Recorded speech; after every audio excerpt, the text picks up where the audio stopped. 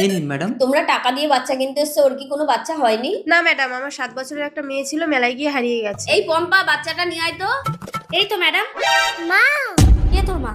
তিন্নি, এই তো আমার মেয়ে। আমার মেয়েকে আপনি কোথায় পেয়েছেন? এইটা তোমাদের মেয়ে? এই পম্পা, ওর মাকে ডাকতো। দীপা ম্যাডাম ডাকছেন।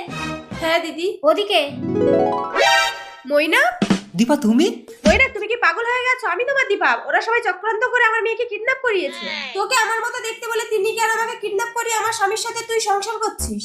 আচ্ছা, তুই যদি তিন্নির আসল মা হোস তাহলে আমাদের কাছে তিন্নিকে বিক্রি করছিস কেন? কারণ আমি চাই অন্তত মেয়েটা মইনাকের কাছে ফিরে যাক।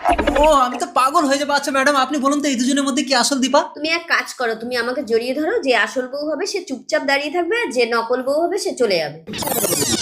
ঠিক বলেছেন আপনি। চুপ করে দাঁড়িয়ে থাকি, না হলে নকল বউ হয়ে যাবে। অন্তত নিজের চোখে আমি এসব দেখতে পারবো না। চলে যাই। তার মানে তুমি আমার আসল দীপা? ভুল। প্রকৃত স্ত্রী কখনো নিজের স্বামী অন্য মেয়েকে জড়িয়ে ধরলে দাঁড়িয়ে